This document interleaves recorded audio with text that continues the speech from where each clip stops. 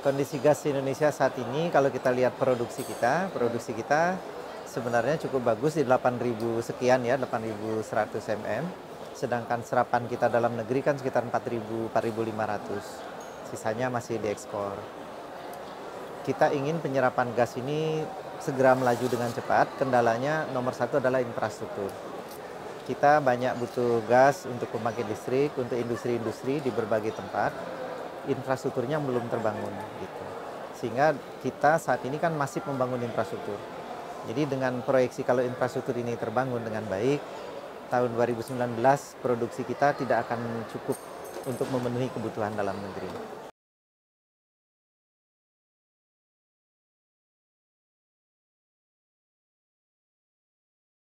Kalau produksi ke depan ini sampai tahun 2025 lah kita bilang belum akan ada peningkatan signifikan. Di sisi lain kontrak-kontrak gas kan jangka panjang. Jadi kontrak-kontrak gas itu jangka panjang nggak bisa kita stop tiba-tiba dipakai di dalam negeri. Gitu. Itu kita harus tetap hormati.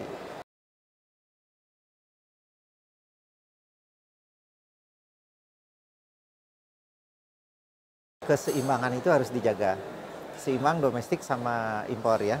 Jadi harga impor LNG untuk sesaat ini adalah memang jauh lebih murah dari dalam negeri. Kita kan tidak bisa mengimpor begitu saja, terus yang gas dalam negeri kita flare atau kita kurtil ya, kita buang.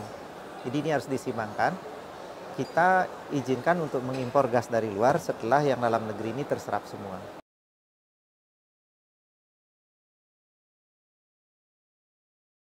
Ada regulasi di tata kelola gas, di situ akan di-mention. Kemudian juga nanti ada namanya rekom impor LNG. Siapa saja yang boleh, prosedurnya seperti apa, persyaratan-persyaratan seperti apa.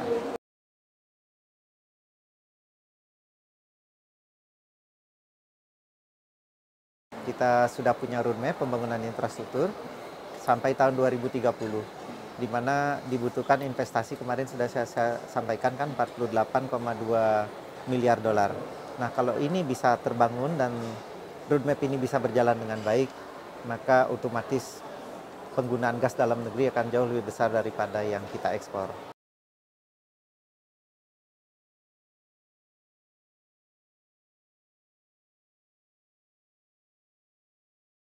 Fokus kita menggunakan LNG di timur dengan anchor buyer-nya nanti adalah PLN. PLN anchor buyer, nanti ada infrastruktur, maka daerah-daerahnya akan berkembang karena ada infrastruktur gas di situ. Fokus kedua adalah membangun pipeline. Jadi Jawa ini koneksi pipeline harus segera terbangun.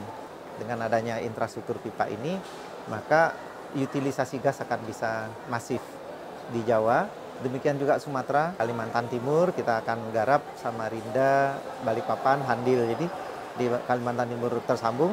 Sampai 15 tahun ke depan kita harapkan Kalimantan Selatan, Timur, sama Barat itu sudah tersambung. Apalagi Natuna nanti ada teknologi baru, bisa digunakan Natuna.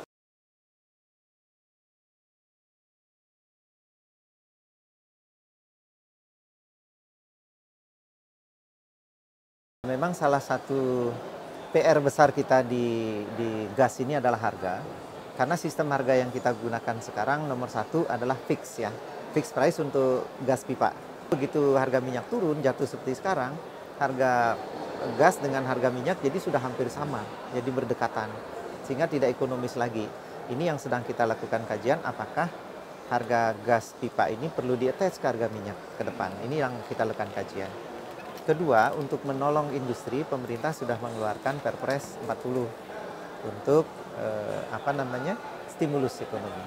Dari Perpres ini maka akan dibantu industri-industri yang padat karya, yang menggunakan gas sebagai bahan baku ya. Itu yang kita fokuskan, termasuk pupuk, petrokimia dan sebagainya. Dengan penurunan ini kita harapkan industri akan maju cepat, penerimaan negara berkurang di depan. Tetapi kita harapkan dengan industri maju, di situ kan ada teks, ada pajak penghasilan, dan sebagainya. Kajian yang dilakukan oleh teman-teman di perindustrian itu, kalau kita nurunin $1 harga gas, penerimaan negara berkurang $1, maka efek ekonominya itu 3 sampai 4 kali dolar gitu ya.